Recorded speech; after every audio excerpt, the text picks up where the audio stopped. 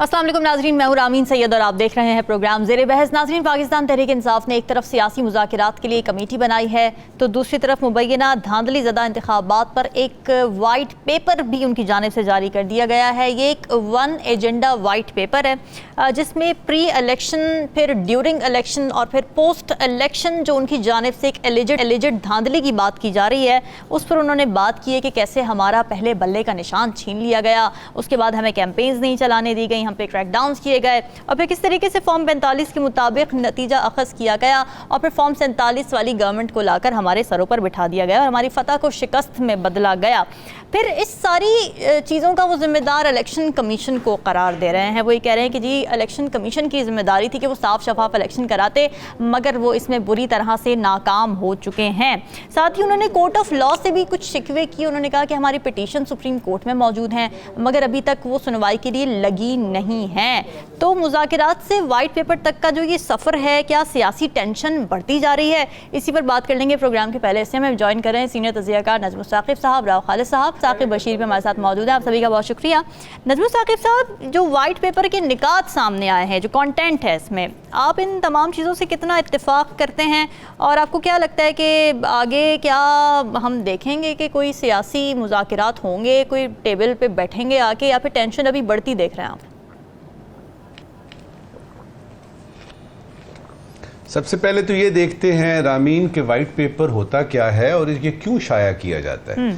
देखिए, जब भी कोई हुकूमत या कोई कंपनी अपना प्रोपोगेंडा करना चाहती है, अपनी पॉलिसी गाइडलाइंस बताना चाहती है दूसरों को और बताना चाहती है कि where do we actually stand and what do we stand for, और उसके बाद ये है कि अगर कोई हुकूमत चली जाती है तो उसकी को पोस्टमार्टम होता है। तो ये वाइट पेपर जो है, ये मुझे इसकी समझ इसलिए नहीं आई कि टेक्निकली स्पीकिंग ये वाइट पेपर नहीं बनता, ये तो इनकी डिमांड्स हैं और इसमें तो ये तो सब इतनी देर से हम लोग सुनते आ रहे हैं, ये हुआ, ये हुआ, ये हुआ, ये हुआ। ठीक है, अब आते हैं आपके सवाल की तरफ। देखिए, सबसे पहले देखते हैं कि इस वाइट पेपर में क्या चीजें उन्होंने 4-5 ऐसी की हैं जो कि मुझे लगता है कि वो जो मुज़ाकरात की हम सुन रहे थे ना कि मुज़ाकरात होने हैं, जी जी, तो अगर वो हो सकते हैं तो वो पॉइंट्स कौन से हैं जो कि वाइट पेपर के जरिए हमें बता दिए गए हैं। सबसे पहले तो वो ये कहते हैं कि जुडिशल कमीशन बनाया जाए इंतखाबात में बेज़ाब्तियों के लिए। सही है। दूसरा, इलेक्टोरल रिफॉर्म्स की बात है। तीसरा ये कि ईसीपी के आप वो जो प्रेसिडेंट चैंपियन जो भी हैं उनको आप फारिग करें, सिकंदर साहब को। सुप्रीम कोर्ट जो है वो पीटीआई के पेंडिंग मैटर्स और पेंडिंग केसेस सुने। इस्लामाबाद की 3 सीटों की बात की है उन्होंने और फॉर्म 45-46 का। इनमें से एक पॉइंट भी इनका मौजूदा हुकूमत नहीं मानेगी, फुल स्टॉप। पहली बात ये। अच्छा, ठीक है। उसकी वजह क्या है?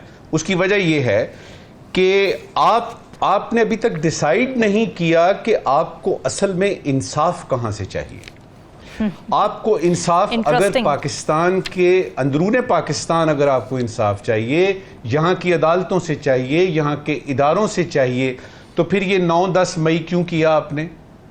फिर आप ये IMF को खत क्यों लिखते हैं?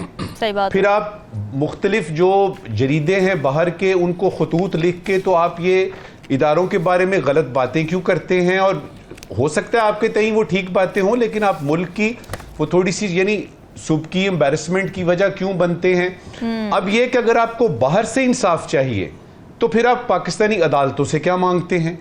तो इसमें सबसे पहले खान साहब को और उनकी टीम को ये समझना है कि उनको ये बुनियादी फैसला करना है कि अगर उनके साथ ज्यादती हुई है, जो कि एक बड़ी हमारे यहाँ बड़ा ग्रुप है, यूँ समझ लीजिए पाकिस्तान में बहुत सारे लोग हैं जो ये समझते हैं कि पीटीआई के साथ ज्यादती हुई है, उनका मैंडेट चोरी किया गया है और एक और हुकूमत बना के जो कि असल में नहीं होनी चाहिए थी वो है। अब सवाल ये है कि आप उसके लिए कितना तैयार हैं और किस किस मकाम पे, किस जगह पे, किस फोरम पे आप कर रहे हैं। तो उन्होंने ये क्या किया? उन्होंने ये किया कि उधर खतूत भी लिखे IMF वगैरह को और यानी मगरबी जरीदों को और बताया कि जी इदारे हमारे साथ ये ज्यादती कर रहे हैं, इस्टेब्लिशमेंट के बारे में बात की। और साथ ही हम जो ट्रोलिंग का सुनते हैं, जी जी, बेशुमार ऐसे यानी सोशल मीडिया पे मौजूद हैं एविडेंसेस। यहां तक होता है कि आर्मी चीफ को यह कहना पड़ता है कि फ्रीडम ऑफ स्पीच की भी कुछ लिमिटेशंस होती हैं और हम पे ना बात की जाए और अपने आप को भी देखा जाए। अब ये हद है, अब ये हद है। इसका क्या मतलब है? इसका मतलब ये है कि आपने फैसला करना है कि आपके साथ अगर आपके तई ज्यादती हुई है, जो कि बहुत सारे लोग कह रहे हैं हुई है, उसका अजाला किस तरीके से आपने करना है। और उसमें यह नहीं हो सकता कि पांचों अतराफ में आपने जो है अपने तीर छोड़ दिए हैं कि कहीं तो लगेगा। दूसरी तरफ देखते हैं हुकूमत अपनी टर्म्स पे बात करेगी। हुकूमत जो है, आप राना सनाउल्लाह के यानी बयानात देख लीजिए, प्राइम मिनिस्टर शहबाज शरीफ के देख लीजिए, और फिर आपने जिनको चोर डाकू कह कह के आपके कान थक गए, हमारे कान थक गए, आपकी जबान नहीं थकी, वो आपको ये करेंगे, आपको बेजाब्तियों की बात करेंगे। अब तो हुकूमत बन गई, उधर से यानी सुप्रीम कोर्ट से आप कह रहे हैं कि जी ये करें वो करें। सुप्रीम कोर्ट को तो अपने इतने मसाइल पड़ गए हैं, वो 6 जजों का खत ही काफ़ी है, उनके अंदर ही इतनी यानी हिसाब किताब है। फिर आप जब इदारों की बात करते हैं, सीधा सीधा सा एक तो बात मुझे रामीन ये समझ नहीं आती। देखिए, सुप्रीम कोर्ट का जो एक मकाम है ना, सुप्रीम का मतलब क्या है? ये पाकिस्तान की सबसे आला मर्तबे पे एक कोर्ट है। उसके चीफ जस्टिस को आप ऐसे समझते हैं, ये चीफ जस्टिस कौन है, ये क्या है, इसको यूं कर दे, उसको ये करना चाहिए। मैं कौन होता हूं चीफ जस्टिस को बताने वाला कि कानून की तशरीह क्या होती है? ठीक है जी। अच्छा, अब ये है कि ट्रोलिंग खत्म कर दीजिए, अपने हिसाब किताब ठीक कीजिए और फैसला कीजिए कि आपने इंसाफ लेना है वो आपने पाकिस्तान से बाहर लेना है या पाकिस्तान के अंदर से लेना है, फिर बात होगी। ठीक है राव खालिद साहब, जहाँ ये सवाल है कि आप आखिर इंसाफ चाहते किससे हैं, साथ ही ये भी सवाल है कि मुज़ाकरात भी आप आखिर किससे चाहते हैं। ये क्लैरिटी नजर आ रही है इन दोनों बातों की पीटीआई के अंदर?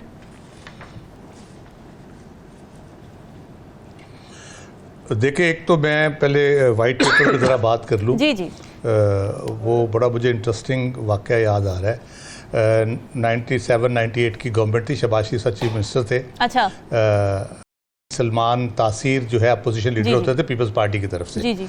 तो उन्होंने एक वाइट पेपर हुकूमती कारकर्दगी पे शाया किया था, और उसके बाद उनको थाना चूना मंडी ले जाया गया, जहाँ स्ट्रिप करके उनको पंखे से उल्टा लटकाया गया और हुकूमती कारकर्दगी से मुकम्मल आगाही दी गई, और उसकी वीडियो बना के चीफ मिनिस्टर की तस्कीन के लिए भेजी गई कि हमने पूरा उनको हुकूमती कारकर्दगी से आगाह कर दिया है। तो ये खुशकिस्मत है कि इन्होंने प्राइम मिनिस्टर शहबाज शरीफ के बारे में वाइट पेपर जारी नहीं किया, इन्होंने इलेक्शन कमीशन के हवाले से किया है, इलेक्शंस के हवाले से किया है, वरना इनको ऐसी आगाही होती इंतखाबात के हवाले से कि सारी उम्र याद रखते। तो ये वाइट पेपर का एक तो ये नतीजा निकल सकता है पॉसिबली। अच्छा, उनके मुतालबात जायज़ है। अब वो मुज़ाकरात जो है, अच्छा ये पता क्या होता है, वो मुझे सैफुद्दीन साहब का शेर याद आ रहा है कि सैफ अंदाज़े बयां बात बदल देता है, वरना दुनिया में कोई बात नई बात नहीं।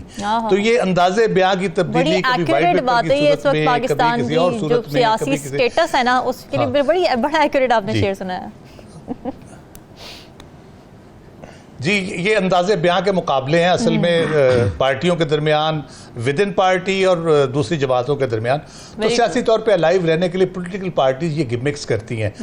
किसी इशू को पकड़ के लगे रहेंगे, गवर्नमेंट का इशू आएगा, जैसे गंदम का आ गया, अभी इलेक्शंस का तो चल ही रहा है, फिर कोई केस उनके हक में हो जाएगा, उसको पकड़ लेंगे, फिर 5 प्रेस कॉन्फ्रेंस उस पर हो जाएगी। KP में हमें वसाइल नहीं मिल रहे जी, उस पर उनकी कारकर्दगी को मुसलसल तनकीद का निशाना बनाते रहना, फिर अपना पॉइंट ऑफ व्यू पेश करते रहना। तीसरा जो मैं समझता हूँ, हमारी जैसी सोसाइटी में जहाँ पे अवाम की उम्मीद दिन ब दिन कम ही होती चली जाती है, हुकूमतों के हवाले से हो चुकी है बहुत ज़्यादा महंगाई और जो सूरत हाल है, उसमें अवाम की उम्मीद भी एक तरह से ज़िंदा रखना कि हम आएंगे तो ये कर देंगे, तो हम ये इनकी ऐसी तैसी, ये कैसे आपके साथ ज़्यादती कर रहे हैं, और ये महंगाई जो कर रहे हैं हम इस तरह, तो वो भी एक कह लें किस तरह से वो एक उम्मीद ज़िंदा रहती है। अब आ जाए मुज़ाकरात की बात।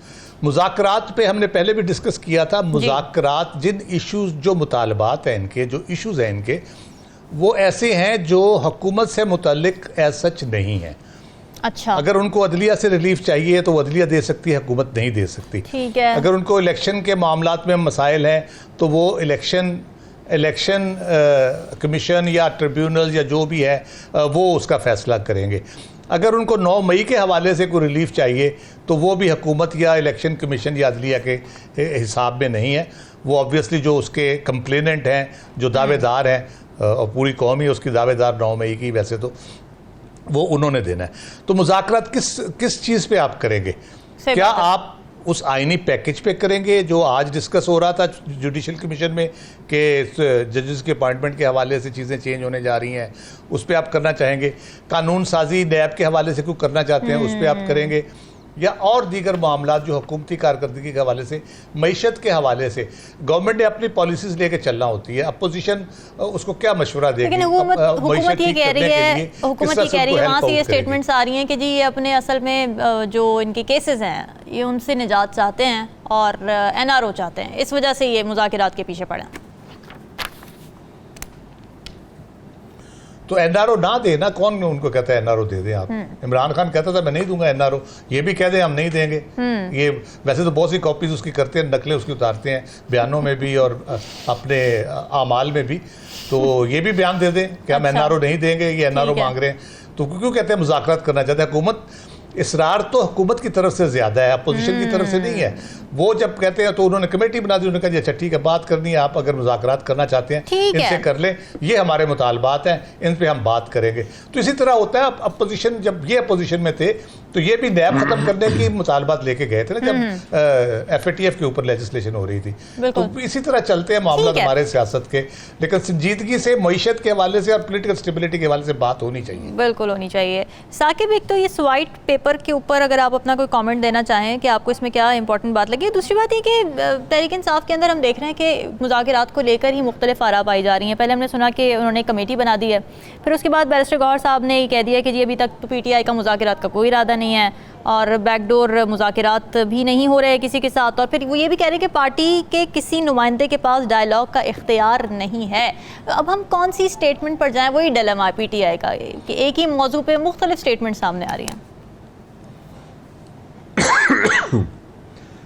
एक तो जो वाइट पेपर है वो मैंने देखा है, बड़ा तफसीली उन्होंने कुछ चीज़ें जो है वो जिक्र की हैं, लेकिन ये वही सारी तफसीलात हैं जो PTI की रहनुमा किसी न किसी सूरत में प्रेस कॉन्फ्रेंसेस में ये जिक्र करते रहे हैं, लेकिन वो ऑन पेपर ले आए हैं। इसमें जो माजी में जो वाक़यात हुए, जो कुछ उनके साथ होता रहा, जो इंसानी हुकूक की खिलाफ वर्जियाँ हुई, उन्होंने उसमें वो जो उनके साथ हुआ वो भी उसमें ऐड किया है। बहुत सारी डिमांड्स भी हैं, डिमांड्स की शक्ल में भी इसमें मौजूद हैं। तो ये एक सिंबॉलिक आप कह सकते हैं कि उन्होंने एक जॉइंटली एक चीज़ जो है वो सामने लाई है, जो वाइट पेपर है। जहाँ तक आपने डील, मुज़ाकरात या इस हवाले से जो बात की, एक तो PTI में इस वक्त इस चीज़ की कमी है कि जो उनका पार्टी स्ट्रक्चर है वो उस तरह मौजूद नहीं है। फिर जो उनके चेयरमैन हैं या बाकी जो लोग हैं काफ़ी, वो नए आए हैं, उनका बैकग्राउंड पॉलिटिकल उस तरह नहीं था, वुकला हैं, उनमें से हर बंदा अपना अपना एक बयान जो है वो दे रहा होता है, फिर उसकी वजाहतें भी पार्टी, कभी तर्जुमान दे रहा है, कभी तर्जुमान और बात कर रहा है, शिबली फराज और बात कर रहा है, उमर अयूब जो है वो और बात कर रहे हैं। फिर सबसे बड़ी आप बात देखें कि हमारा जो पॉलिटिकल सिस्टम है इसमें जी हमने पॉलिटिकल फोर्सेस से हमने बात नहीं करनी, ठीक है नहीं करनी, लेकिन आप जो कहते हैं कि हमने किसी थर्ड पार्टी से बात करनी है तो वो तो मतलब रवाज ही नहीं है कि बैक चैनल बात नहीं हो रही, इस तरह हो रही है, इस तरह हो रही है। मैं इसकी एग्जांपल आपको देता हूँ। 2019-20 ये चीज़ें जो है वो चलती रही। अब वो हमेशा से जब वक्त गुजर जाता है तो उसके बाद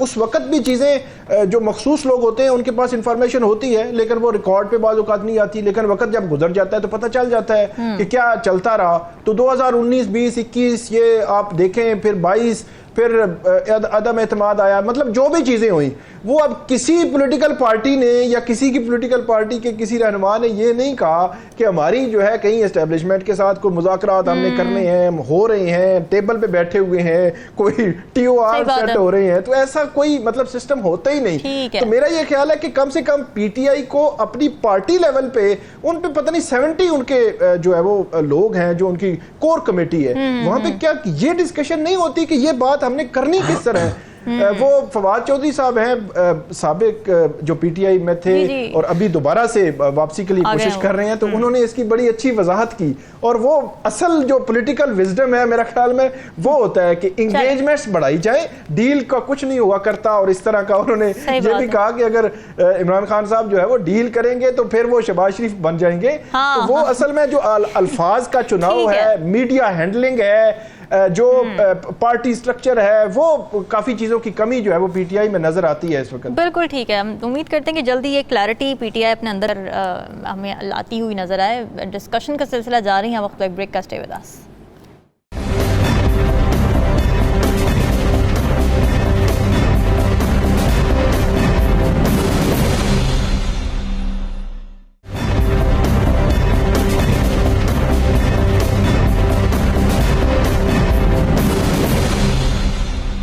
वेलकम बैक नाजरीन। किसानों के मसाइल जू के तू बरकरार हैं। ऑल्दो हुकूमत ने इक़दाम किए हैं। वज़ीर आज़म मियां मोहम्मद शहबाज शरीफ ने मौजूदा हुकूमत के पहले माह के दौरान 6,91,000 मेट्रिक टन गंदम दरामद करने का नोटिस ले लिया और फरवरी 2024 के बाद गंदम की दरामद जारी रखने पर तहकीकात का हुक्म भी दे दिया है। फिर उन्होंने गंदम की स्मगलिंग में सहूलत फराहम करने वाले 31 कस्टम्स एहलकारों की निशानदेही भी की। सेक्रेटरी कौमी ग़ज़ाई तहफ़्फ़ुज़ को ओहदे से भी हटा दिया।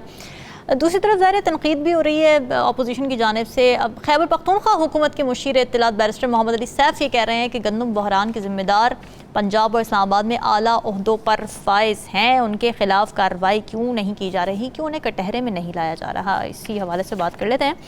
राव खालिद साहब, इस हुकूमत के पहले एक माह में 6,91,136 मेट्रिक टन गंदम होती है दरामद। उसके बाद निगरान हुकूमत की स्टार्ट सामने आते हैं 27,58,226 मेट्रिक टन गंदम और उसमें अरबों रुपए लग चुके हैं। और यहाँ पर किसानों की उगाई हुई, अपनी ही सॉइल पर उगाई हुई गंदम पड़ी हुई है और कोई उसे उठाने को तैयार नहीं है।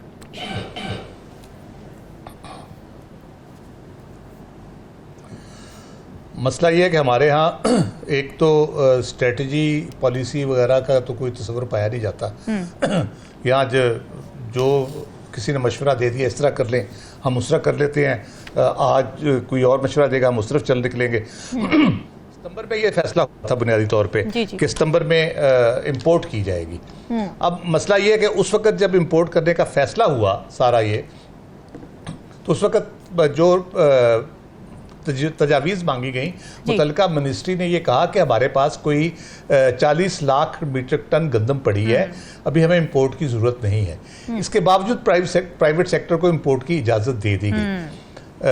वो जो आप 27 लाख की कह रही हैं वो पहले इंपोर्ट हुई, फिर 18 इलेक्शन होने के बाद 18 फरवरी को उसको एक्सटेंड कर दिया गया और वो मार्च तक इंपोर्ट होती रही, जो बाद में 6, 7, 8 लाख जो भी हुई 35 लाख टन गंदम इंपोर्ट हुई। इसमें 3 बेसिकली क्राइम कमिट हुए हैं। नंबर 1 के पहले मसनूई किल्लत पैदा की गई, जबकि आपके पास 40 लाख मीट्रिक टन गंदम मौजूद थी। आपने मसनूई किल्लत गलत आदादोशुमार दे के पैदा की, जिन लोगों ने वो रिपोर्ट दी वो जिम्मेदार हैं। उसके बाद आपने दरामद करने की जो इजाज़त दी वो 2600 से 2900 के दरमियान पर मन जो है इंपोर्ट हुई और वो 4700 से 4900 के दरमियान बेची गई मार्केट में। ये जो प्रॉफिट की रेशो जो 2000 रुपये कम से कम पर मन जो कमाई गई, मुनाफेखोरी की गई, ये दूसरी उसकी ये है।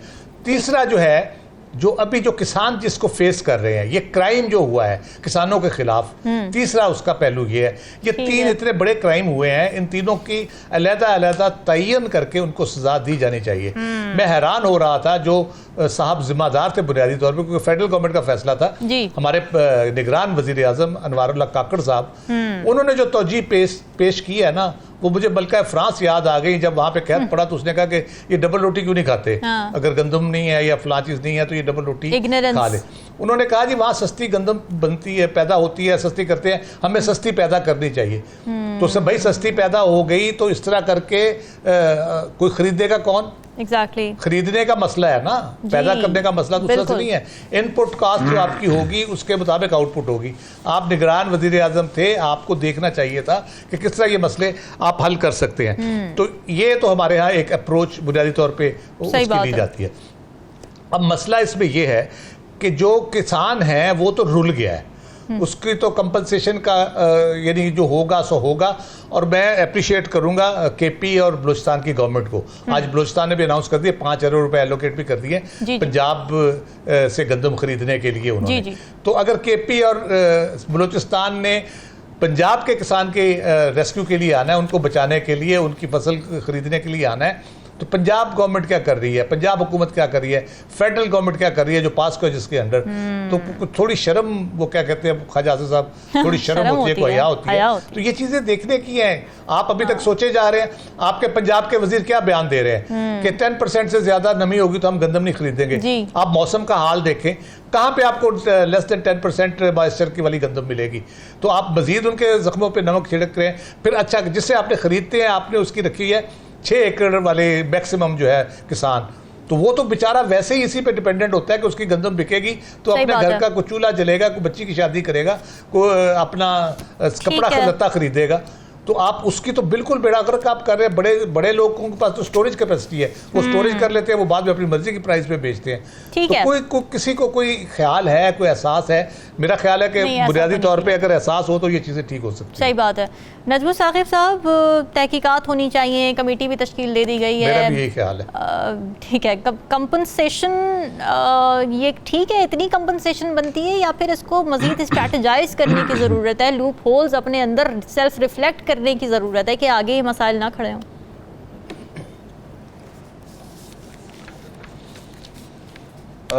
मैं तो इसको एक लतीफ़े के तौर पे ले रहा हूँ, माफ़ कीजिएगा। क्यों? देखिए, तहकीक तो उस बात की होती है जिसका पता ना हो।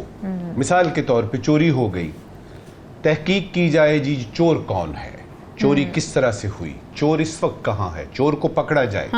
तहकीक तो उस वक्त होती है। सही बात है। जब चोर का मालूम हो कौन है, जब ये पता हो कि ये क्या, मिसाल के तौर पे आपको खबर नहीं है कि कितनी गंदम पिछले 9 महीने में बरामद की गई, क्यों की गई, आपको नहीं पता। आपको नहीं पता किन्होंने की। क्या आपको नहीं खबर कि सपोर्ट प्राइस जो होती है वो क्या होती है और किसान को उसकी कितनी ज़रूरत है। और क्या आपको ये नहीं पता कि बीज कितने महंगे थे, खाद कितनी महंगी थी। आपको इनमें से किस चीज़ का नहीं पता। क्या आपको ये नहीं पता कि मुनाफाखोरी और ज़ख़ीरा अंदोज़ी के कौन से असरार और रुमूज़ हैं जो कि अल्लामा इकबाल ने अपनी किताब में, यानी अपनी शायरी में बताए हैं? क्या आपको नहीं पता? तो मैं तो हैरान सबसे पहले ये होता हूँ, ज़रा मुझे वजाहत तो करके बताएं ये कि तहकीकात किस चीज़ की होगी, किस चीज़ की तहकीक करनी है आपने। आपके पास सारे फैक्ट्स एंड फिगर्स मौजूद हैं। असल बात ये है रामीन कि जब आदमी को पता हो ना कि ये तो हमें पता है और इनको हमने लोगों को बचाना है, और मैंने अगर ये बात की तो इसमें तो मेरे दोस्त, मेरे भाई, मेरे चचाजाद, मेरे मामूजाद, मेरे अपने ख़ानदान के लोग फंसेंगे। तो वो क्या होता है, कमेटी बना दीजिए, कमीशन बना दीजिए, इसकी तहकीक कराएं और इसका, और साथ में बेचारे मेरे जैसे 4-5 ब्यूरोक्रेट्स को ऐसे करके यक जुम्बश कलम बाहर निकाल दें, ये बताने के लिए। और अगर आप पिछले 4-5 दिनों में देखें ना, आपको लगेगा कई महकमों से आपको सिर्फ ब्यूरोक्रेट्स जो हैं वो दाएं से बाएं होते नजर आएंगे, या सस्पेंड होते हुए नजर आएंगे, या सारे का सारा मलबा उन पे डाला जाएगा। अच्छा, अब ये कमेटियां बननी, ये कमीशन बनने, ये तहकीकात उन चीज़ों पे जो कि ऑलरेडी मालूम हैं, ये पता नहीं कब तक चलेगा। इस वक्त की आखिरी बात देखिए, वो वक्त दूर नहीं है, आपको इस बिल्ली के गले में घंटी बांधनी पड़ेगी। अब वो वक्त करीब आ रहा है। You have to call a spade. और उस वक्त का इंतजार क्यों करते हैं, अभी क्यों नहीं कर लेते? सही बात है। साकिब, जब पता है, ज़ाहिर है, वाज़ेह है, रिपोर्टें आ गई हैं सामने कि किसने कब क्या किया, इस मामले को ख़राब करने में किसका कितना किरदार है, तो फिर कमेटी बनाकर टाइम क्यों वेस्ट किया जा रहा है?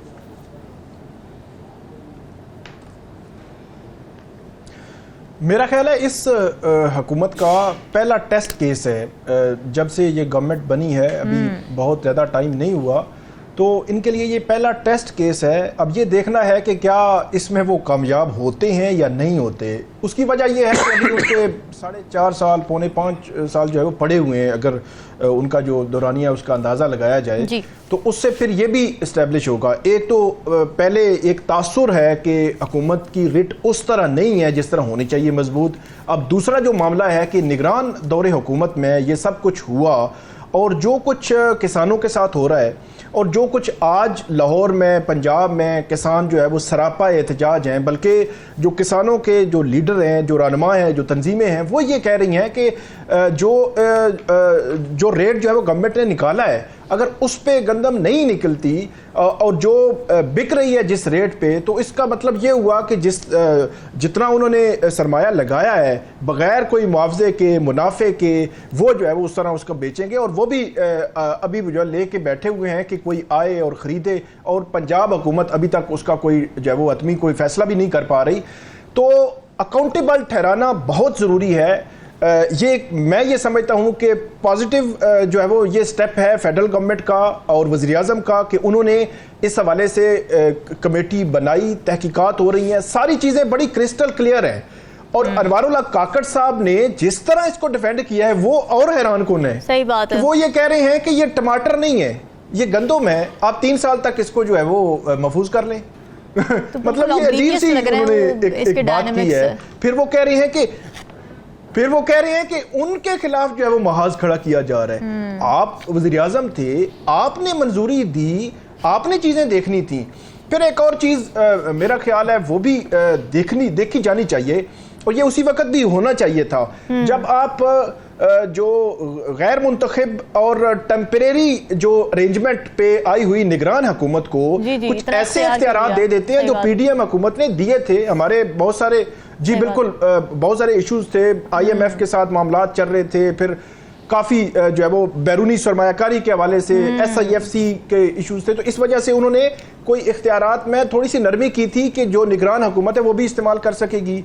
अब निगरान हुकूमत ने इस तरह पोर्ट्रे कर रहे थे निगरान वज़ीर-ए-आज़म और निगरान वज़रा कि वो शायद को 5 साल के लिए आए हुए हैं और 5 साल के को मनसूबाबंदी कर रहे हैं। और भाई आप जो हैं आए हैं 2-4 माह के लिए, 5 माह के लिए, और डे टू डे अफेयर्स चलाने के लिए टेम्परेरी अरेंजमेंट है, तो आपको उसी तरह ही एक्ट करना चाहिए था। लेकिन हमें उसी वक्त लगता था कि ये इस तरह चल रहा है। अब गवर्नमेंट को अकाउंटेबल ठहराना चाहिए, जो भी है, उसमें ब्यूरोक्रेट्स हों या पॉलिटिकल फिगर्स हों, और उसमें फिर जो सूबाई हुकूमत है या जो भी लोग इसमें जब प्राइवेट सेक्टर से जो भी लोग थे, इन्होंने जो दरामद करने में कहीं ना कहीं जिस का किरदार है वो पिन पॉइंट हो सकता है अगर गवर्नमेंट की जो है विल हो। और एक दफ़ा अगर ये काम उन्होंने कर दिया तो फिर आइंदा से कम तंबीह तो होगी, आइंदा से कोई इस किस्म का एक्ट नहीं करेगा। लेकिन मुझे ऐसे लगता है कि ये चीज भी कहीं ना कहीं, क्योंकि ये खबरें आ रही है कि कोई किसी को बचाने के लिए काम कर रहा है, तहकीकात तो हो रही है, लेकिन कुछ लोगों को बचाने की भी कोशिश की जा रही है, क्योंकि अल्टीमेटली जो टॉप पे बैठे हुए हैं उन पर बात आएगी, आनी भी है। अगर आप उनको बचा के नीचे वालों को जो है वो सारा मलबा वो मखसूस कोई लोगों ब्यूरोक्रेट्स पे या उन पे डाल के आप इस मामले को बंद कर देंगे तो फिर सवालात जो है वो उठेंगे, और आइंदा भी फिर हमें फिर इंतजार करना चाहिए कि आज से 1 साल बाद भी कोई नया जो है वो स्कैंडल आएगा और हम इसी तरह जो है वो देख रहे होंगे। आखिरी बात के इसमें जो तहकीकात हो रही हैं अभी, डेफिनेटली उनके खिलाफ अगर कार्रवाई रिकमेंड होती है तो फिर 1-2 जो केसेस हैं मैं उनका हवाला आपको दूंगा कि फिर जो मामला आते हैं अदालती सतह पे तो वो फिर जी बिल्कुल वो कई साल वो चीजें पड़ी रहती हैं। तो उसका भी कोई इन्होंने बंदोबस्त करना होगा ताकि जल्दी इस पर जो है वो तहकीकात आगे बढ़कर को हतमी फैसला भी हो सके। बिल्कुल ठीक है नाज़रीन, डिस्कशन का सिलसिला जारी है, वक्त स्टे विद अस।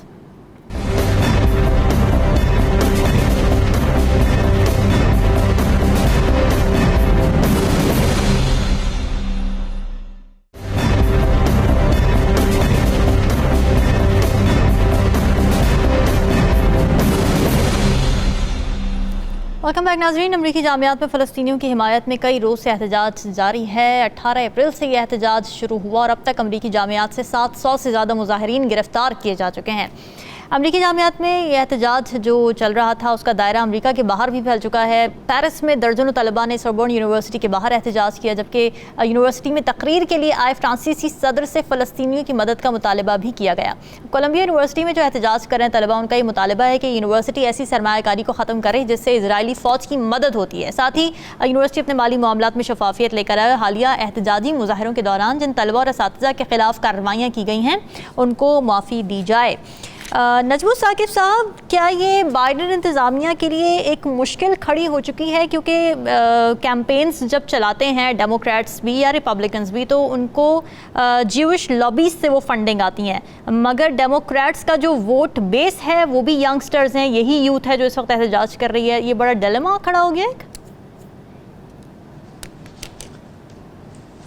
देखिए, ये जो यूथ है ना आपकी, और ख़ास तौर पे जो यूनिवर्सिटी के स्टूडेंट्स होते हैं ऑल ओवर द वर्ल्ड, किसी ज़माने में हमारे यहाँ भी ऐसा ही था। स्टूडेंट जब जमीयत की बात आती थी तो हमारे स्टूडेंट्स को होता था जी कि ये कुछ भी कर सकते हैं, और अगर ये आ गए यानी सड़क पे आ गए तो पता नहीं क्या हो जाएगा।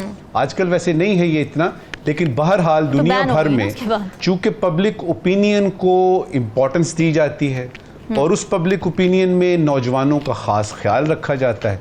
एक चीज़ जो बड़ी ज़रूरी है जानने की वो ये है कि ये जो नौजवान आपको नज़र आ रहे हैं ना, पेरिस का आपने जिक्र किया, यूके में आपको देखेंगे, यूनाइटेड स्टेट्स ऑफ अमेरिका में नज़र आ रहे हैं, ऑस्ट्रेलिया न्यूजीलैंड में हमें कुछ नज़र आए, बल्कि हमें पाकिस्तान में भी नज़र आए। ये जो कॉन्सेप्ट अभी होना था यानी गवर्नमेंट कॉलेज यूनिवर्सिटी में, इसको मनसूख कर दिया गया।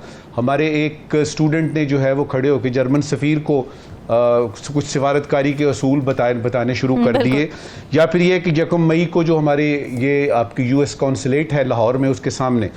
अब ये सारे स्टूडेंट्स जो हैं, एक तो है कि उनमें कॉमन चीज़ ये है कि इजराइल की जारहियत के ख़िलाफ़।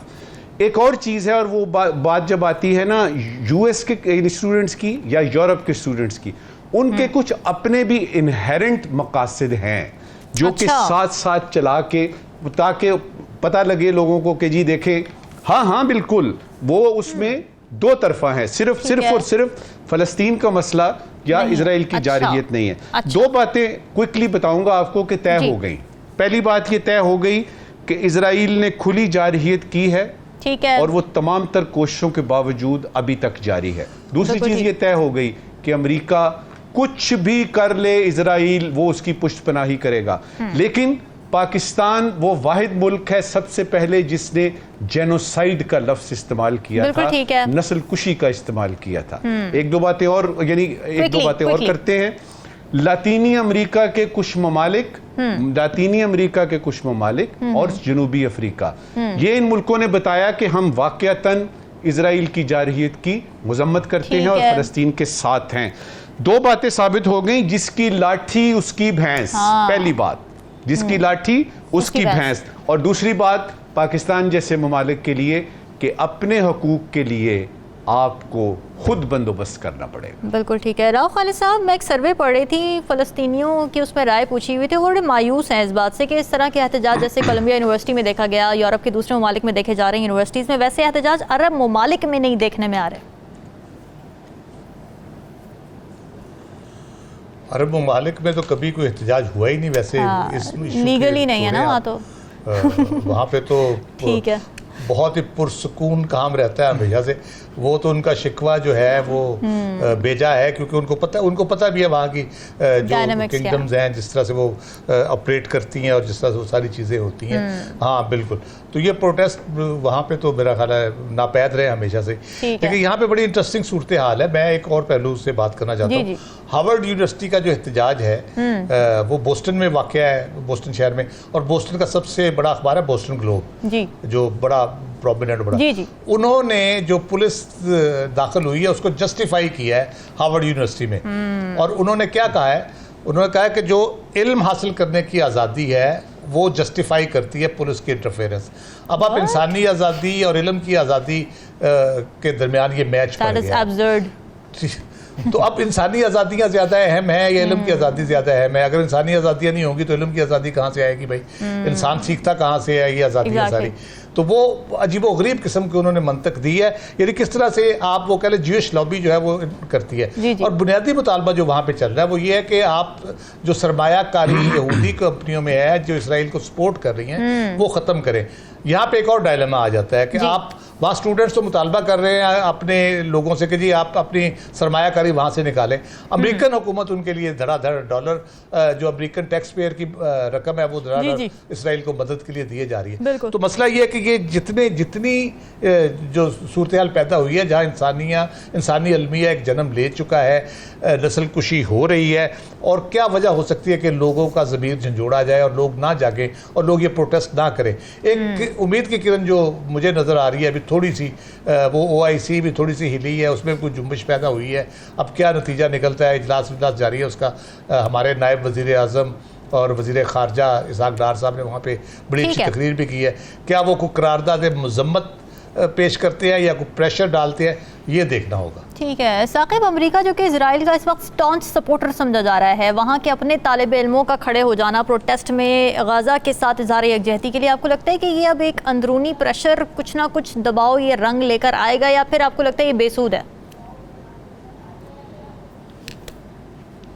नहीं, प्रेशर तो बिल्कुल बढ़ेगा। उसकी वजह ये है कि जिस तरह के मज़ालिम हम 7 अक्टूबर से देख रहे हैं गज़ा में इसराइल के, और जिस तरह नस्ल कुशी हो रही है वहाँ पे, और जिस तरह वहाँ पे बच्चों के हवाले से जो इस किस्म की कहानियाँ स्टोरीज आती रही हैं कि कितना जुल्म किया जा रहा है, तो ये एक दर्द बज़ाहिर ऐसे लगता है कि अमरीकी और यूरोपी जो यूनिवर्सिटीज़ हैं वहाँ पे पढ़ने वाले तलबा ने महसूस किया है। मैं पढ़ रहा था, अमरीकी जो यूनिवर्सिटीज़ हैं वो दर्जनों यूनिवर्सिटीज़ हैं, एक नहीं बल्कि दर्जनों यूनिवर्सिटीज़ में एक कलेक्टिव जो है वो एक एफर्ट के तहत, या वो जो एहतजाज है, जो प्रोटेस्ट है, वो वहाँ पे तलबा जो है वो रिकॉर्ड करा रहे हैं। और अमरीकी गवर्नमेंट को बाकायदा उस पर रिस्पॉन्स करना पड़ा कि पुरअमन एहतजाज आपका हक है, लेकिन पुरतशद्दुद जो है वो एहतजाज करना गलत है, और इस तरह की बात। एक प्रेशर जो है वो बिल्ट हो रहा है। फिर अमरीका में, फ्रांस में, यूरोपी यूनिवर्सिटीज़ में ये जो है वो तलबा जो है वो बाहर निकले हैं। मेरा ये ख्याल है कि ये एक लिहाज से जब हम बात करते हैं इंसानी हुकूक की, इस तरह के मुजालिम की, फिर इसराइल के साथ अगर बरतानिया भी खड़ा है, अमेरिका भी खड़ा है, यूरोप भी इसराइल के साथ खड़ा है, लेकिन वहाँ की जो यंग जो जनरेशन है वो कुछ और भी सोच रही है। उनकी सोच जो है, बेशक वो किसी मजहब से हटकर भी वो कुछ सोच रहे हैं। इस जो एहतजाज की एक लहर है, इससे हमें एक चीज ये भी मालूम होती है। तो अब जो यूरोप से, अमेरिका से, वहां से जो प्रेशर बन रहा है, मेरा ये ख्याल है कि जो मुस्लिम ममालिक हैं, पाकिस्तान तो पहले ये बात कर रहा है, मुस्लिम ममालिक की जानिब से भी ऐसी कोई मरबूत आवाज आनी चाहिए ताकि जो वहां पे मुजालिम जो है वो इसराइल ढा रहा है उसको रोका जा सके, और कम से कम इसराइल को सिंगल आउट तो किया जा सके। और जिस तरह का प्रेशर जो है वो बढ़ रहा है, उसको मजीद जो है वो बढ़ाने की इस वक्त भी जरूरत है। बिल्कुल ठीक है। नजमू साकिब साहब, आज क्या सवालात लेकर आए हैं आप फिर नाजरीन के लिए? शुक्रिया रामीन। देखिए, इलेक्शन से कुछ हफ्ते पहले सेक्रेटरी ECP ने इस्तीफा दे दिया, इलेक्शन कमीशन ऑफ पाकिस्तान के सेक्रेटरी ने कहा कि खराबी सेहत की बिना पर यह फैसला किया। उनकी जगह जिनको नया सेक्रेटरी बनाया गया उन्होंने कल इस्तीफा दे दिया है और कहा है कि खराबी सेहत की बिना पे। मजे की बात यह है कि वो पहले वाले सेक्रेटरी जो खराबी सेहत की वजह से चले गए थे वो वापस उनको ले लिया गया है। अच्छा। जरूरी सवाल ये है, क्या पूरे मुल्क में सिर्फ यही 2 लोग हैं जो इस पोस्ट के अहल हैं? तो बड़ा अहम सवाल है। आज का गैर जरूरी सवाल, कुछ अर्सा पहले शहजाद अकबर साहब टीवी पर बड़ी बड़ी ज़ख़ीम रिपोर्टें लेके बैठे होते थे और बड़े धड़ल्ले और तुम तराक के साथ बताते थे कि फ़लाँ बैंक की ये रिपोर्ट है, फ़लाँ ने ये गबन किया, फ़लाँ ने करप्शन की। आजकल हुकूमत पाकिस्तान के ख़िलाफ़ UK में लीगल एक्शन ले रहे हैं। गैर ज़रूरी सवाल ये है कि शहजाद अकबर साहिब, वो चिड़िया जो आपको मुसद्दिका मालूमात दिया करती थी इतनी बड़ी बड़ी ज़ख़ीम रिपोर्टों की सूरत में, क्या वो चिड़िया आपसे रूठ गई है या किसी और के कंधे पे जाके बैठ गई है? बड़ा बड़ा अहम गैर ज़रूरी सवाल। नाज़रीन, अल्लाह आपके लिए छोड़ के जा रहे हैं, मेरी दीजिए इजाज़त। अल्लाह हाफ़िज़।